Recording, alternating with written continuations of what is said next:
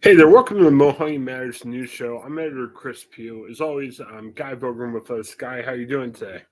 Good afternoon, Chris. Yeah, it's a beautiful day in Trumbull County. The looks like the I'm overlooking Courthouse Square from my library here on the fourth floor of the administration building, and it looks like they're getting ready to start the Italian festival in Oh, downtown wow. Warren. So Yeah, one of the biggest of the year, right? good In weekend. Warren? Yeah, it's going to be one of Cool. big festive weekend. Hopefully, the weather will hold out. The storms are past us. Well, we're in early August. We still got another month of activities, but hopefully you've been checking out the festivals around the Mahoning Valley. We got a couple big ones coming up. I think of like we're a month out of the Canfield Fair, which would be Right. nice. Yeah, less than a month now. I believe it runs through September 2nd, which is Labor Day this week or this year. Labor Day comes early. Yeah, you and I were at the Trumbull County Fair. I was hoping to get to Columbiana, but my schedule kind of pulled me in a different direction. But I'd like to try to hit the Campfield Fair. We'll see how that week goes. But yeah, it was Yeah, and always we could fun do time. another podcast on location. Those are always fun. Yeah, we need to figure out. I know we were talking. I think this was off podcast, but we were talking about how Trump came up to the fair in 16, and we were talking about what would happen if they picked Vance, and he did pick Vance. So it'd be interesting to see could the Canfield Fair have a presidential visit? You never know. Right. The way the polls are, Ohio is, just on the fringe of being in play, with Pennsylvania, of course, being the major battleground. So both we'll expect Trump and Vance to be over the line a little bit. You know, I don't know if there's a return to Butler, but certainly the Pittsburgh area will be in play. He talked about going to Butler, but we'll have to see what happens. So. Right. A couple of interesting things I wanted to go over that aren't political related, but still very interesting. You and I were our coverage last weekend at the Pro Football Hall of Fame. As I said before, if we can cover it, we'll cover it. But generally speaking, we don't cover every year. But this year was a notable exception because we had a local guy get enshrined. Randy Gradishar, longtime Denver Bronco, Ohio State Buckeye, but we know him here in the Valley as a graduate champion. And man, it took him 35 years, but now he's in the Hall of Fame.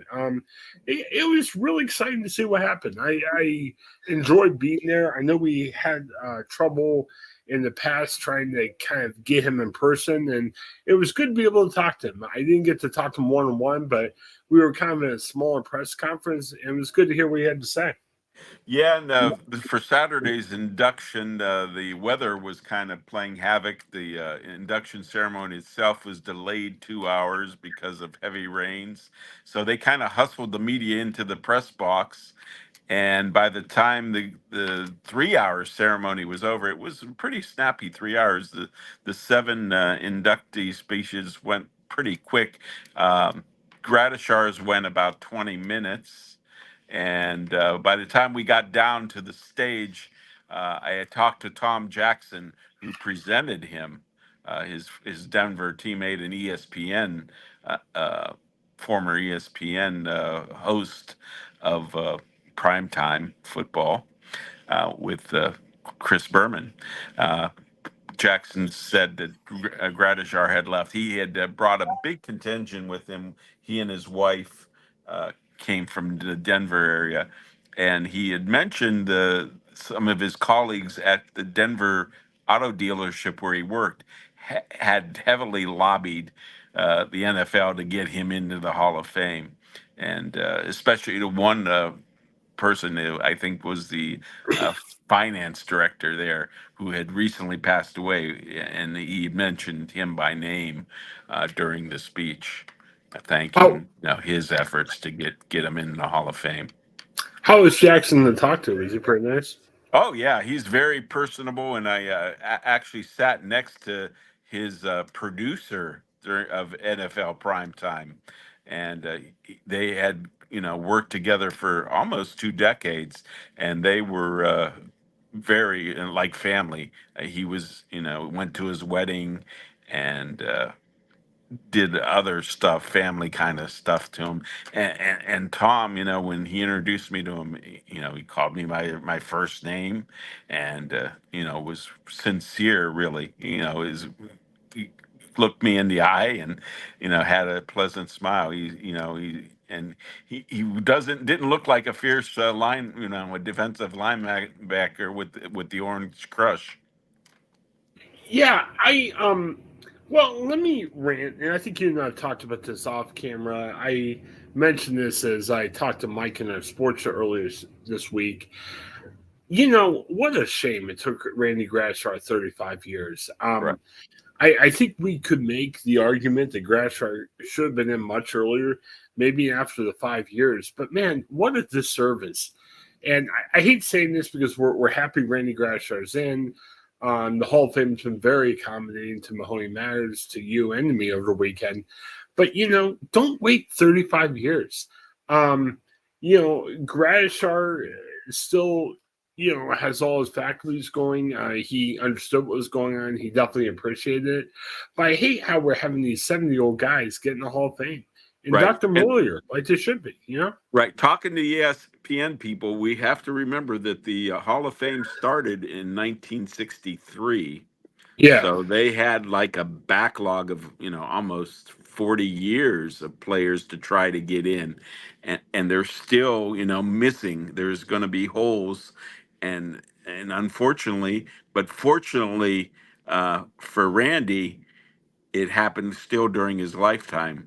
He fell right. through the cracks, and he made it clear, really, that it's been a long wait, and he's very, he's a man of faith, and he kind of credited his Ohio State teammate Richard Griffin for inviting him to a Athletes in Christ meeting, the Fellowship of Christian Athletes, and it was from there that he changed his life. Yeah, he didn't mention his faith quite as much in the press conference. I know I got to ask him a question about the weight, and I was like, did you and your teammates get a little frustrated at times? And he said no, and he had a pretty good attitude about it. He did wink at me at the end and talked about, the good Lord, finally did. So I mean, he's Uh-huh. a human being. I'm sure he thought Right. about it, but I think he said this during his induction speech as well as the press conference. I think he kind of felt it like it may not happen. He was okay with that, but he was happy that it came. I mean, I'll tell you. I mean, I'm glad that Grasher still alive, experienced and everything. I gotta say, it was an emotional moment. I appreciate the fact you got a video. We shared that on our YouTube page of Stephen Michael. I mean, you shot the Yeah. scoreboard. McMichael was in Chicago. He has ALS, and man, kind of emotional. He's not doing And too all great. his teammates were gathered around the bedside, and Yeah, they unveiled his bust, and and that was really, a place. I mean, that was the highlight of the 3 hour ceremony. McMichael is not looking good.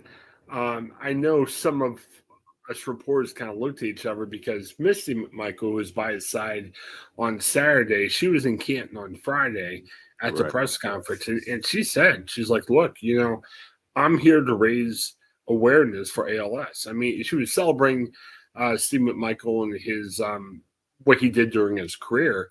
But she's like, hey, after he passes, I'd love to set up a foundation and remember him to raise money for ALS. And some of us reporters were looking at her like, oh man, why'd she mention that? But I think she knows, and Right. I don't Time think is short. Michael's doing well. Yeah, Yeah. Yeah. yeah. And I'll say, and again, I think you could definitely make an argument, with McMichael's deserving to be in the Hall of Fame. But this is another argument. Let's induct these guys sooner. You know what I mean? Right. I think there was probably some questions of how aware McMichael was, and I'm glad. I mean, I'm glad they got him in while he was still living. But man, let's do this a little bit earlier. And I know sometimes players die very young. Sometimes they don't even make it 5 years after they retire.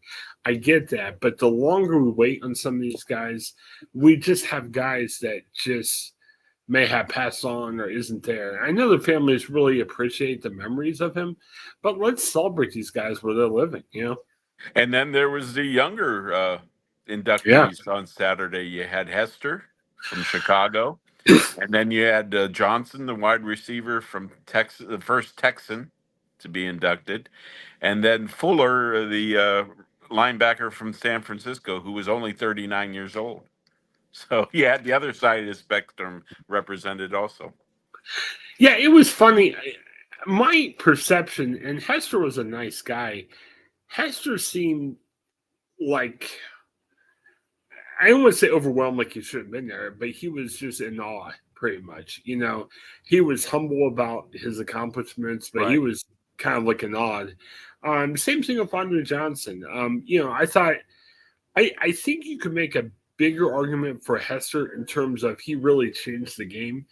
And, Yes. he was talking about that during the And he's press opening the conference. door for other special teamers. Right. Well, people were unwilling to kick it to him near the end of it, Right. his career and everything. You kind of wonder. I think Hester had better career than Josh Cribbs. Does this raise the door for Josh Cribbs? Like, I'm not Possibly. sure. We had talked about that a little bit in the press box. I don't know, because of and the thing that kind of hurt Gradishar. He never won a ring, whereas Right. Josh Cribbs was never on any winning team, so that kind of hurt. Randy had the statistics. I mean, I don't think there's very many people that had 2,000 tackles in 200 games in their career. It was interesting. I'm 49. I'm a big NFL guy. I love the NFL. I love it now, but I loved it in the 80s and 90s.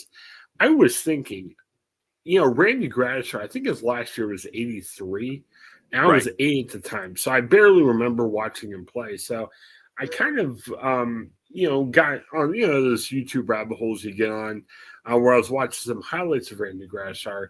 It was interesting. And I think they mentioned that during the press conference.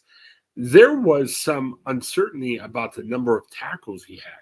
Right. And Right. some people were speculating that may have held up his nomination for the Hall of Fame because people Because are of like, some creative statistics. yes, yes. Okay.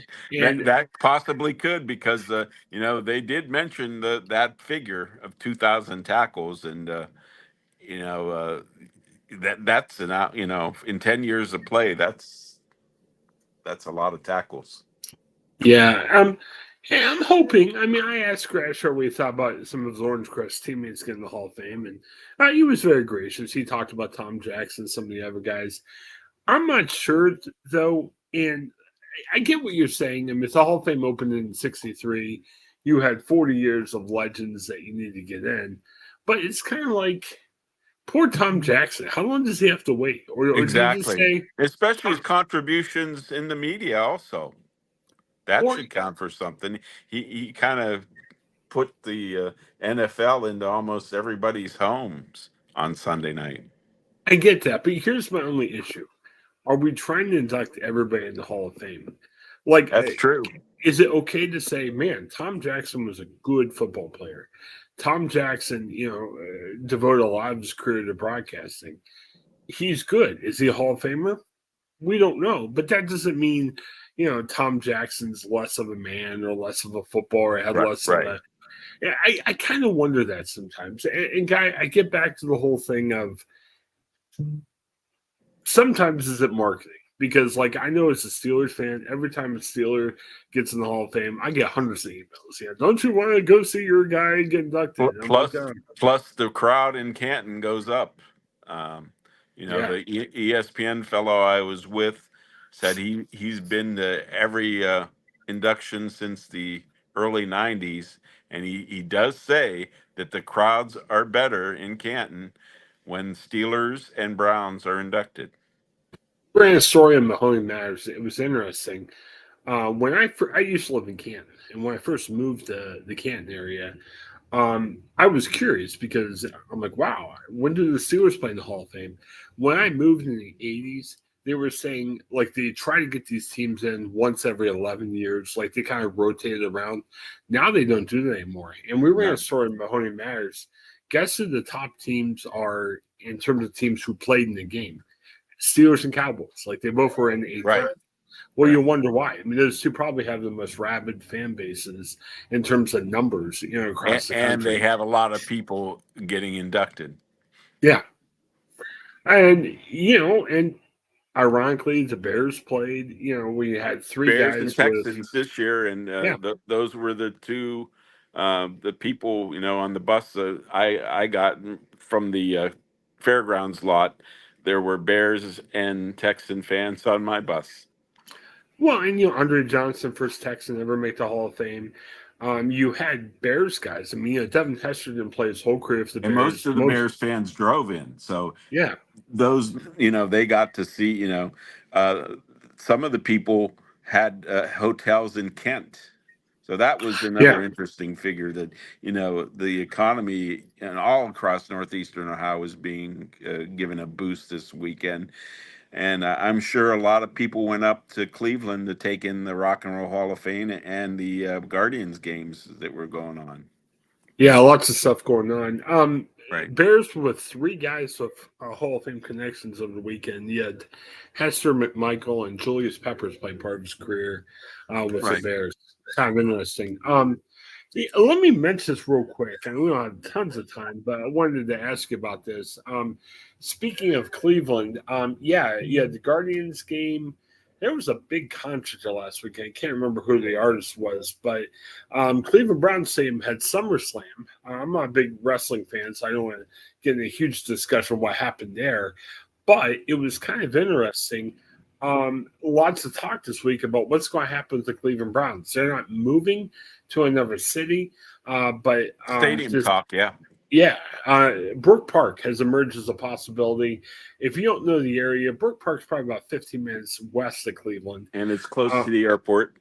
right. So if you live west side, it's probably closer to get to the Browns game. If you live in the east side or if you live in the Mahoning Valley, just tack on 15 minutes to your drive. I mean, it's not going Right. to be a deal breaker by any means.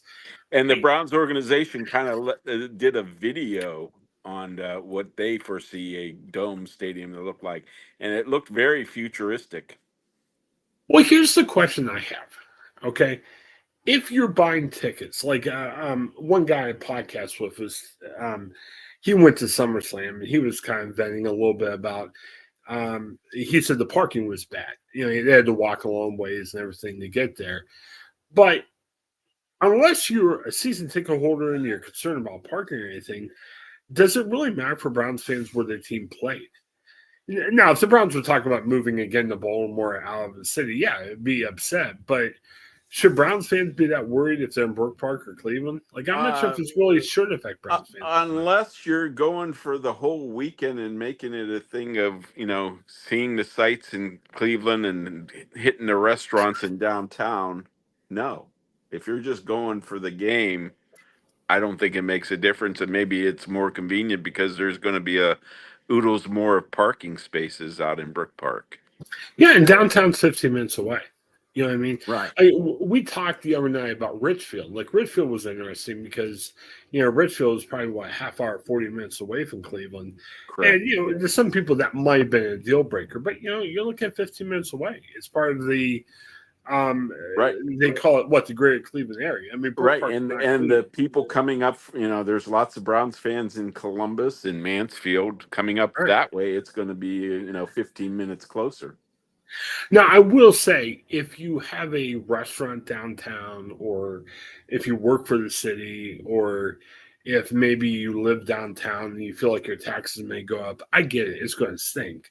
But I'm saying for probably 95% of the people out there, maybe 100% of the people that regularly tune into us, I don't know if it means as much. And Now, as a, we're only talking about 8 dates, really, because you're not yeah, counting the two, maybe one or two exhibition games, but you're talking about 8 or 9 days that this will be happening. And I think it's a bigger crime if the Guardians or the Cavaliers moved out of downtown because for the merchants downtown. well, and I think you've hit it. I mean, it's to have those dates where you can put other things at the stadium is Right, important. I mean, you know, Pittsburgh's in our area too. Acrisure Stadium, nice stadium, but they use it for what, 10, 15 days a year. If you right. have a dome, you can use it for a lot more. We Can were, get more concerts. They can also the video I saw, it was converted into a basketball arena, so I could see yeah. NCAA tournaments coming into there, and Well, maybe and a hockey franchise coming in back. think of all the conventions you can have. Yeah, it's going to be NFL Right, Stadium, so we may not have our Mahoney Matters reunion there every year, but there's a lot of national conventions that could come in. I mean, there's a lot of ways you can utilize right. that The space. political conventions, yeah. Yeah, I mean, quite possible too. The only question, and again, this doesn't affect us quite as much in the Mahoney Valley area. Public money, man. A bit. They're saying if they go to Brook Park, they're estimating the cost to be 2.4 billion, and Right, they're and the estimating package that the 1.2 in city advance. offered was only what 600 million. Yeah, what the team is looking for 1.2 billion if you go to Brook Park, but Right. that's public dollars, man. I mean, hey, I like the NFL. 1.2 billion, and your taxes are going to go up. It was interesting over in Indianapolis. I think the public paid what was it, 750 million for Lucas Oil Stadium. But I read something over there about how with COVID and everything else going on, say so in 600 million.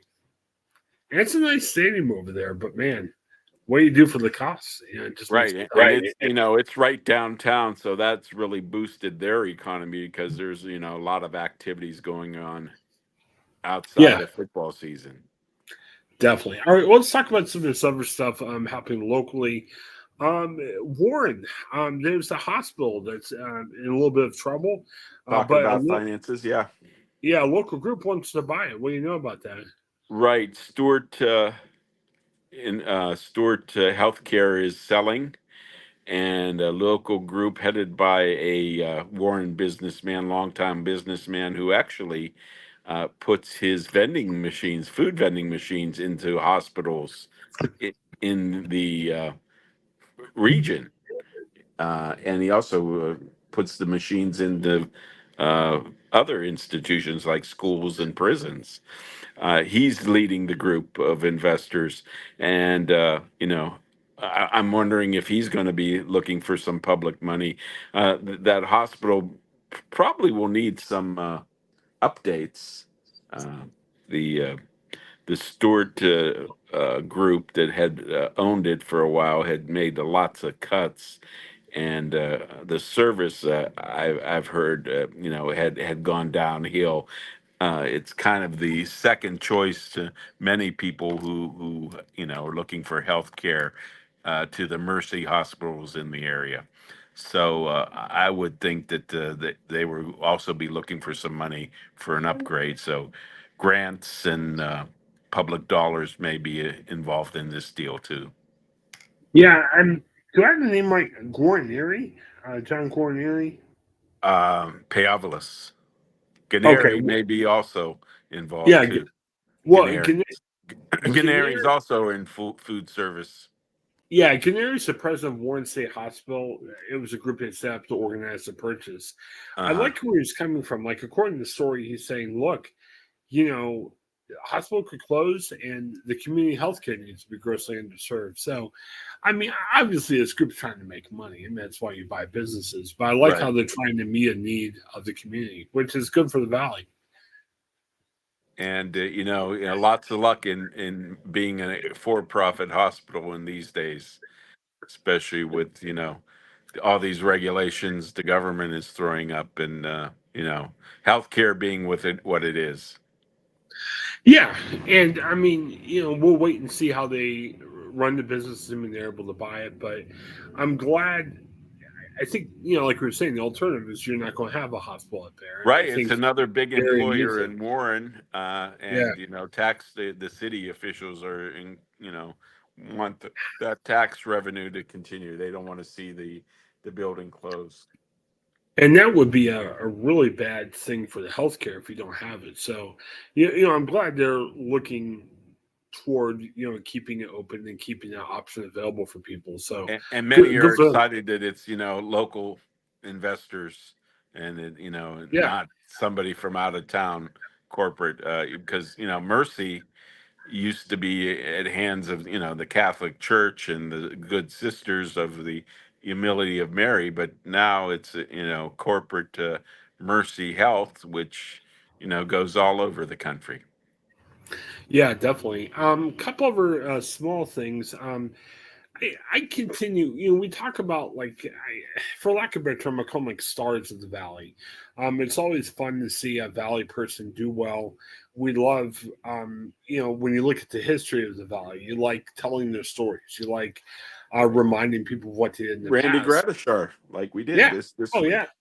Yeah. Yeah. Yeah. Some time talking about him. Well, one of the stars of Mahoney Valley, Ray Boom Boom Mancini, obviously former world champion boxer, love the fact, and again, we have guys that have left the area and they're doing their thing outside the area, and that's good. Like I think about guys like Ed O'Neill. Obviously, he has his mark as an actor. It's easier for him to live in the LA area so he can be an actor. But I like the stars of our area coming back when they can to not just say, "Hey, I'm from the valley. I'm proud of the valley," but they come back and they say, "Hey, what can I do to help? I'm not just going to be a valley native. I'm going to be a Valley resident, part of the Valley, trying to help each other out." And I love the fact that Ray Boom Boom Mancy came back to the Valley. He does lots of great stuff. We detailed his foundation and how they have a fundraiser each year for a family in need. We're a fun story. He's from Cardinal Mooney. The high Was school a football. football player there. Yes. Yeah, yeah, and they just asked him. I'm not sure if he asked or they asked, but I'm sure they were excited to have him in.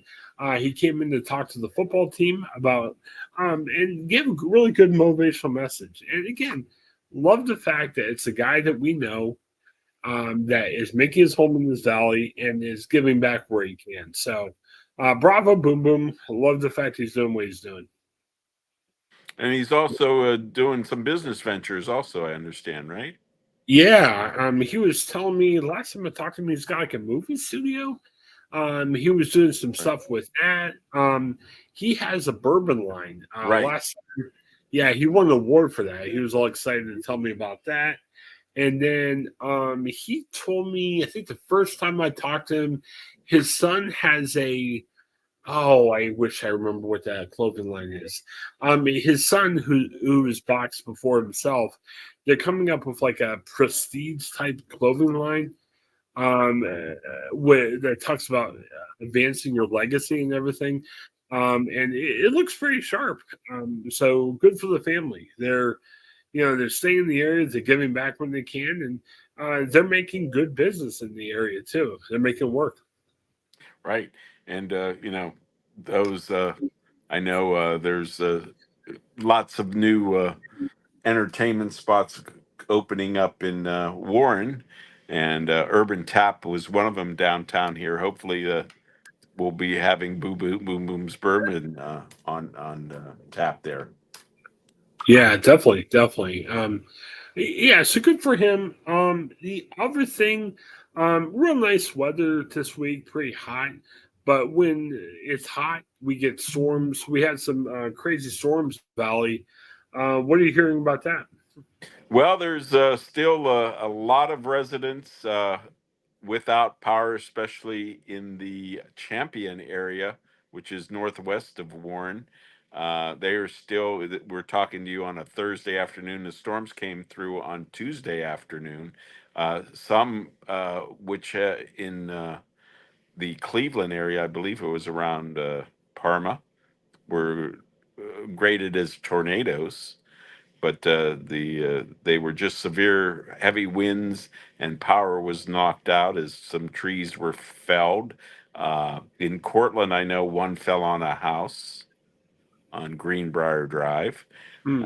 and power was knocked out just for a few minutes at my house and was quickly restored. But like I said, some hundreds of homes are still, as we speak, without power. But hopefully by the weekend, when the viewers are watching this, they're back online. Yeah, definitely. And I just wanted to mention, we're definitely going to talk more election as the months go on. Kind of a slower man. The Democrats picked a vice president, but it seems to be a slower week than the past couple weeks, which were over the top crazy. Right. Tim Walz, who is the current governor of Minnesota. Yeah, a lot of people would have expected the governor of Pennsylvania, Shapiro, to be on the pick of Harris, but she went with the Walls, who is kind of outspoken, and he's butted heads already with J.D. Vance. Yeah. Something about his service, his military Yeah. service. Well, it's a nasty political season on both sides. I mean, we're not, Right. favoring one or the other, but it seems like, well, usually when you recognize who your opponent is, you're immediately finding, okay, how can I attack them? And this year is a little bit more attacking than previous years. So it's almost like when that announcement is made, you're like, oh, what can we find? What can we find? And I there's a lot of crazy stuff out there. It's a pretty crazy election year, but we'll keep you updated on that. And as the convention for the Democrats is nearing in Chicago, that'll be in a couple weeks. So look for things to ramp up as we get closer to that. Now, I will say, and again, barring anything unexpected happens, it might be more of a scripted convention now because we Yeah. know who the president is, we know who the vice president is. So you may try to figure out what some of the attack lines are, but we're what, like 10 days away. So probably by then they'll have everything squared away.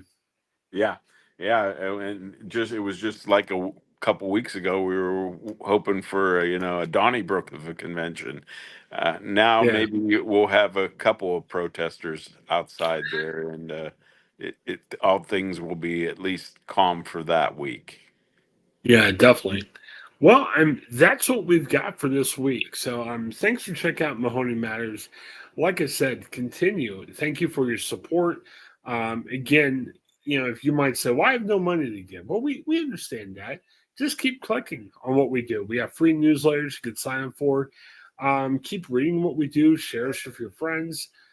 If you can support us, each story has a way that you can support us. It's all nonprofit donations.